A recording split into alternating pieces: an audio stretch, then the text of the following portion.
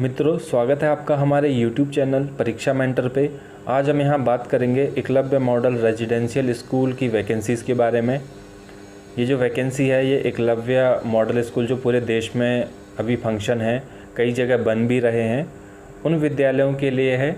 और यहाँ पे जो वैकेंसी आई है वो टीचिंग और नॉन टीचिंग की है। इसकी जानकारी हम इस वीडियो में आपको देंगे, इसलिए आप इस वीडियो को अंत तक अवश्य देखें। तो देखते हैं इसकी मेन जानकारियाँ क्या क्या हैं।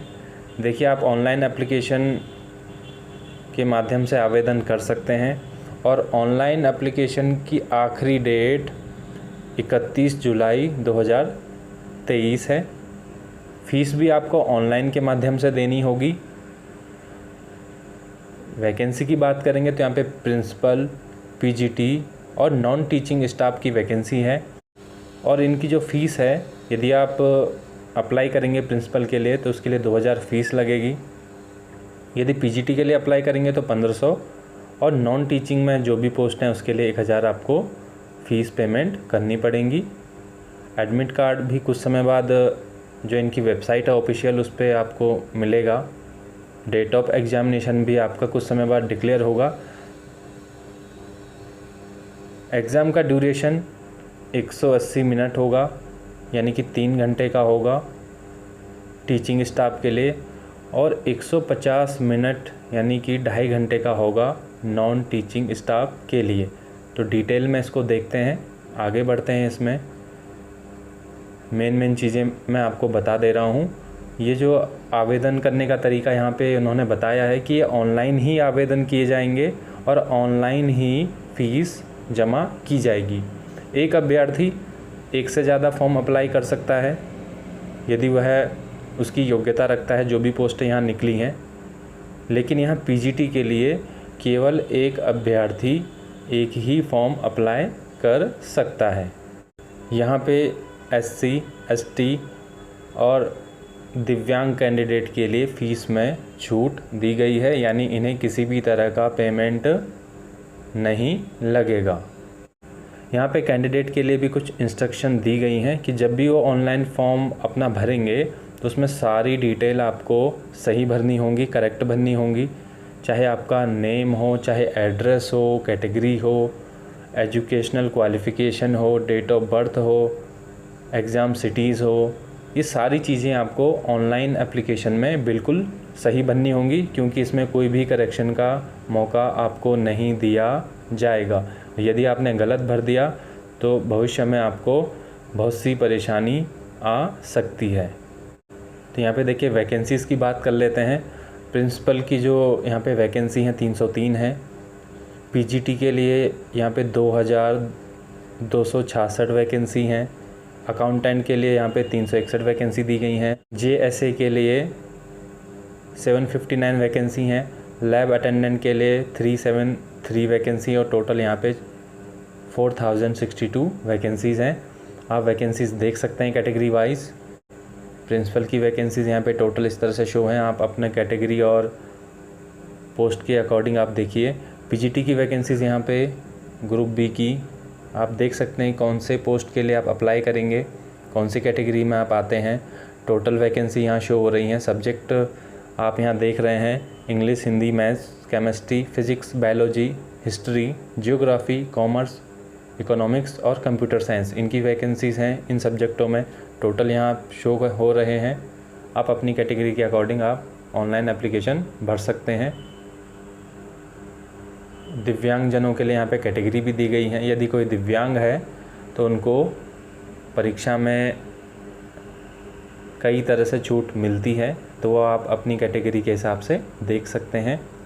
पीजीटी की यहाँ पे 3rd लैंग्वेज की भी वैकेंसी हैं, जैसे मराठी, उड़िया, तेलुगु, संस्कृत, बंगाली और सांथली। इनकी भी अलग से वैकेंसी यहाँ पे दी गई हैं, इन्हें भी आप देखिए। नॉन टीचिंग में जेएसए के 759 पोस्ट हैं, जो हमने ऊपर अभी बात की। आप अपनी कैटेगरी के अकॉर्डिंग भी वैकेंसी यहाँ देख सकते हैं। अकाउंटेंट की यहाँ पे 361 है, कैटेगरी वाइज भी यहाँ शो हो रही हैं। लैब अटेंडेंट 373 है और कैटेगरी वाइज यहाँ पे अलग से दी गई हैं। आगे इस वीडियो में हम देखते हैं, मेन जानकारी मैं आपको बता दे रहा हूँ।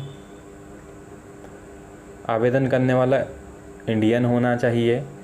वैकेंसीज़ घटाई बढ़ाई जा सकती हैं। इन वैकेंसीज़ के रिगार्डिंग यदि कोई भी यहाँ पे डिसीज़न लेना होगा या मॉडिफिकेशन होगा, वैकेंसीज़ कम ज़्यादा का, क्वेश्चन पेपर का, एग्ज़ाम सिटी का, तो ये जो एजेंसी है जो एग्ज़ाम कराएगी NESTS, ये सारा डिसीज़न लेगी। और 31 जुलाई इन्होंने इसकी कट ऑफ डेट मानी है। यानी आप यदि किसी भी पोस्ट के लिए एप्लीकेशन भर रहे हैं तो 31 जुलाई 2023 से पहले आपकी सारी चीज़ें कंप्लीट हो जानी चाहिए। एग्ज़ाम यहाँ पे OMR बेस्ड होगा, यानी पेन पेपर टेस्ट होगा। और प्रिंसिपल के लिए यहाँ पे इंटरव्यू होगा और बाकी पोस्टों के लिए यहाँ पे केवल रिटन एग्ज़ाम होगा। नॉन टीचिंग के लिए यहाँ पे कंप्यूटर टेस्ट जहाँ पे रिक्वायर है वहाँ पे कंप्यूटर टेस्ट होगा।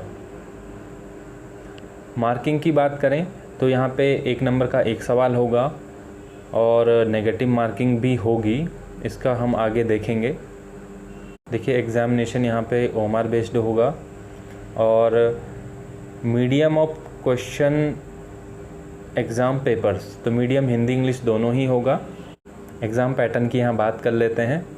प्रिंसिपल के लिए यहाँ पे 130 नंबर के ऑब्जेक्टिव टाइप क्वेश्चन होंगे, जिसमें से 20 नंबर का लैंग्वेज के भी सवाल यहाँ पे दिए गए हैं, जो कि अलग अलग पार्ट में होगा। पार्ट 1, 2, 3, 4, 5 रीजनिंग है, numeric ability, general awareness, language competency test जिसमें हिंदी इंग्लिश आ जाएगा, academic and residential aspect, administration and finance, ये इनसे प्रश्न बनेंगे प्रिंसिपल के एग्ज़ाम में, जो कि 3 घंटे का होगा। PGT के एग्ज़ाम की बात कर लेंगे। PGT में क्या सिलेबस यहाँ दे रखा है, इसमें भी पार्ट 1, 2, 3, 4 एंड 5 दे रखे हैं। पार्ट 1 में जनरल अवेयरनेस के सवाल होंगे 10 और 1-1 नंबर के होंगे, तो यहाँ पे 10 मार्क्स के हैं। जितने प्रश्न हैं सब 1-1 नंबर के हैं। रीजनिंग एबिलिटी भी यहाँ पे 20 नंबर का पूछा जाएगा। Knowledge of ICT 10 number, teaching aptitude भी 10 नंबर का, और सब्जेक्ट का जो आएगा यहाँ पे पेपर वो टोटल 80 नंबर का आएगा, जिसमें से 70 नंबर सब्जेक्ट के होंगे और बाकी 5 नंबर NEP और 5 नंबर साइकोलॉजी के सवाल होंगे। अब यहाँ पे सबसे ज़्यादा ध्यान देने वाली बात ये रहेगी, यहाँ पे पार्ट 6 यानी पार्ट 6 लैंग्वेज का है, लैंग्वेज पोर्शन है, जिसमें कि हिंदी और इंग्लिश के 10-10 नंबर के सवाल पूछे जाएंगे, यानी 20 नंबर के सवाल होंगे और दोनों ही लैंग्वेज में। आप सभी ज़रूर ध्यान दीजिए, यदि आप इस वीडियो को पूरा देख रहे हैं तो ये इन्फॉर्मेशन आपके लिए बहुत ही इम्पोर्टेंट है। काफ़ी ज़्यादा अभ्यर्थी इन्फॉर्मेशन को सही से नहीं पढ़ते हैं या समझते हैं, जिसकी वजह से उन्हें काफ़ी परेशानियों का सामना करना पड़ता है। तो यहाँ पे देखिए, जो PGT के लिए अप्लाई करेंगे, यहाँ पे जो लैंग्वेज आएगी 10-10 नंबर की, आपको कम से कम 40% मार्क्स यहाँ पे लाने होंगे, यानी कि 10 में से 4 नंबर आपको कम से कम लाने होंगे हिंदी में। ऐसे ही 10 नंबर में से 4 नंबर आपको इंग्लिश में लाने होंगे।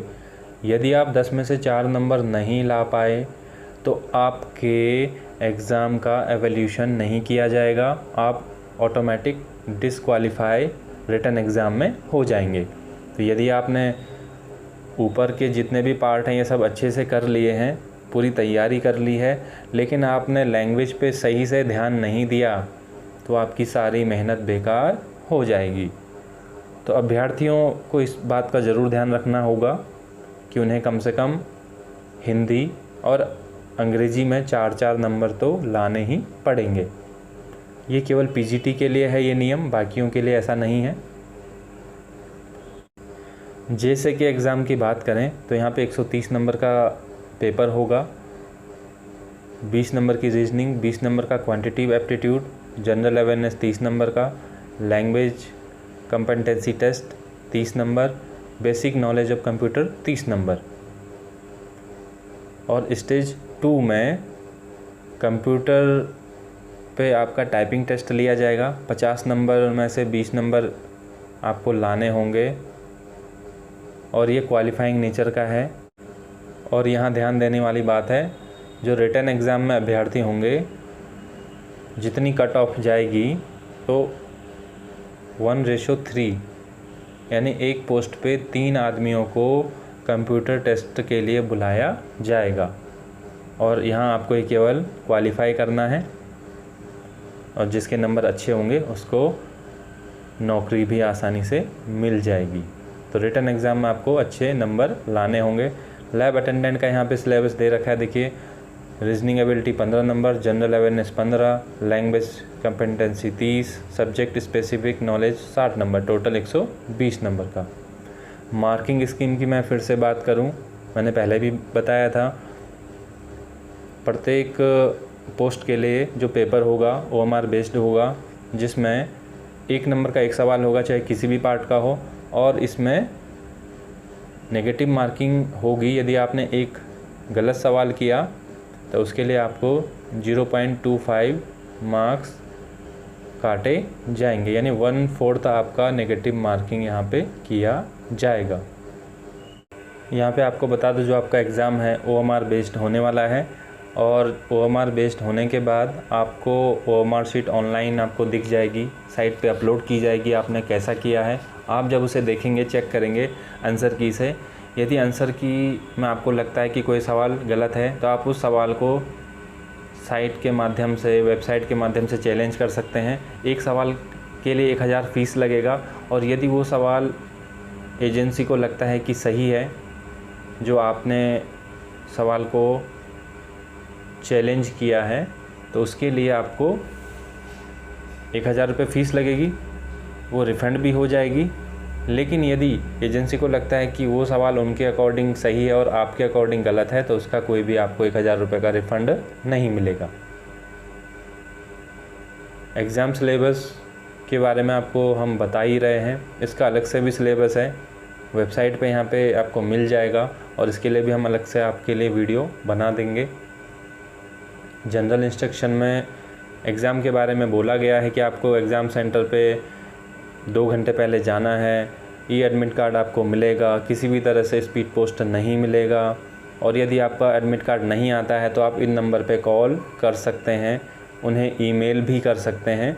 यानी जब आपका एडमिट कार्ड जनरेट होगा तो वो किसी भी तरह से स्पीड पोस्ट के माध्यम से नहीं आएगा, केवल वेबसाइट पे आएगा। इसके लिए आपको वेबसाइट समय समय पे जांचनी होगी और अपना ईमेल भी समय समय पर चेक करना होगा। एग्ज़ाम जिस दिन होगा उस दिन आपको 2 घंटे पहले जाना होगा, और किसी भी तरह से आपको चीटिंग नहीं करनी है, अनफेयर मीन का यूज़ नहीं करना है। आप सब बहुत सारे एग्ज़ाम देते आए हैं, तो आपको पता है कि किस तरह से एग्ज़ाम में बैठा जाता है, किसी भी तरह की चीटिंग नहीं करनी है। आईडी प्रूफ आपको साथ ले जाने हैं। रफ़ वर्क के लिए आपको एग्ज़ाम सेंटर पे ही अलग से पेपर मिलेगा, और एग्ज़ाम ख़त्म होने के बाद आप उस पेपर को वहीं जमा कर देंगे या आपसे ले लिया जाएगा।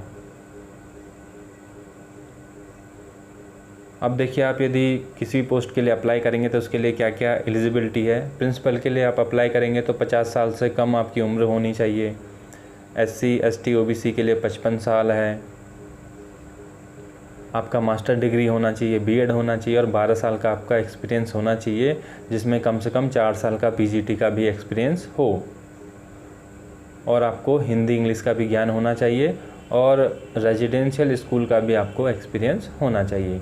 PGT की बात करें तो PGT की उम्र है 40 साल यहाँ पे, और कहीं कहीं पे छूट यदि मिलती है तो उनको जिस हिसाब से छूट मिलती है 5 साल 10 साल, वो उनको छूट मिलेगी, जैसे SC ST OBC या अदर कोई गवर्नमेंट एम्प्लॉई है। तो क्वालिफ़िकेशन की बात करें PGT के लिए तो मास्टर्स मांगा गया है, यानी जो भी सब्जेक्ट के लिए आप अप्लाई करेंगे उसमें आपकी मास्टर डिग्री होनी चाहिए,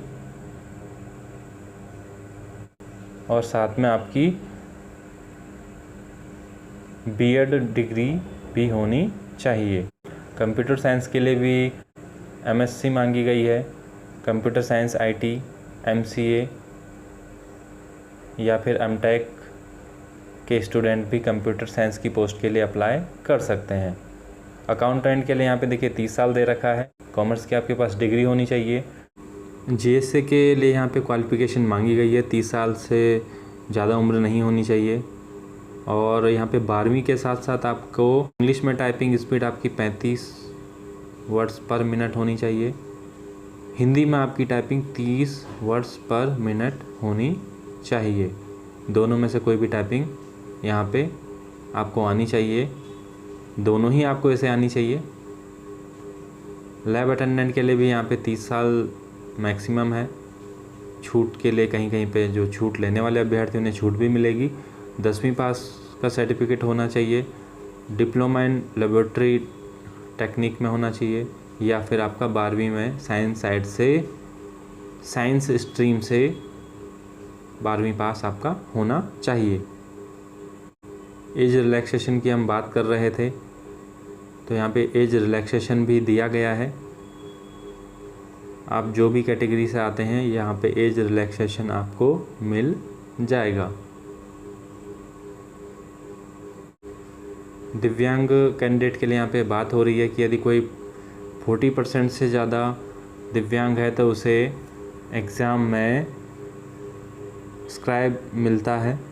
एप्लीकेशन फॉर्म आपको ऑनलाइन ही भरनी पड़ेंगी। और यहाँ पे अनफेयर मीन का दे रखा है कि किसी भी तरह का अनफेयर मीन आपको एग्ज़ाम में नहीं करना है, नहीं तो आप डिस्क्वालीफाई माने जाएंगे और आपके ऊपर कार्रवाई हो सकती है और आपका रिज़ल्ट भी कैंसिल हो सकता है। यहाँ पे कुछ सर्टिफिकेट दे रखे हैं कि अलग अलग तरह के सर्टिफिकेट आपको बनवाने होंगे यदि आप किसी चीज़ का छूट ले रहे हैं। तो यहाँ पे हर तरह के सर्टिफिकेट आपको दे रखे हैं। ऑफिशियल नोटिफिकेशन के अकॉर्डिंग ही आपको ये बनाने होंगे। लास्ट में हम बात करेंगे एग्ज़ाम सिटीज़ की कि कहाँ कहाँ आपका एग्ज़ाम होगा OMR बेस्ड, तो वो हम आपको दिखाते हैं। इससे पहले ये सारे सर्टिफिकेट हैं। यदि आप किसी चीज़ का बेनिफिट लेना चाहते हैं, किसी कैटेगरी से हैं, कहीं जॉब करते हैं, तो ये सारी चीज़ें आपको भर के देनी होंगी। एग्ज़ामिनेशन सिटीज़ यहाँ पे देखिए हर स्टेट में बना रखी हैं। सिटी कोड है, स्टेट है और एग्ज़ामिनेशन सिटी है। तो जब आप ऑनलाइन फॉर्म भरेंगे तो इनकी आपको आवश्यकता पड़ेगी। तो आप इस पेज को ध्यान से देखिए, कौन से शहर से आप हैं और कौन से सेंटर को आपको लेना है। तो आपको ये सब चीज़ें ऑनलाइन एप्लीकेशन फॉर्म में भरनी होंगी। और जहाँ तक एग्ज़ाम की तैयारी की बात है, तो आपको यदि एग्ज़ाम की तैयारी करनी है तो हमारे चैनल में आपके लिए बहुत सारे वीडियोज़ हैं। बहुत सारे अलग अलग डिपार्टमेंट के, अलग अलग स्टेट बोर्ड के एग्ज़ाम, जो कॉम्पिटिटिव एग्ज़ाम हैं, उनके क्वेश्चन पेपर हमने आपके लिए पहले ही अपलोड कर रखे हैं। तो आपके लिए वो बहुत ही मददगार हो सकते हैं। आप उन वीडियो को ज़रूर देखिए। तो मित्रों, यह वीडियो आपको कैसा लगा हमें ज़रूर बताइए। यदि आपका कोई सवाल है तो कमेंट बॉक्स में पूछिए। मिलते हैं अगली वीडियो के साथ। हमसे जुड़ने और वीडियो देखने के लिए बहुत बहुत धन्यवाद।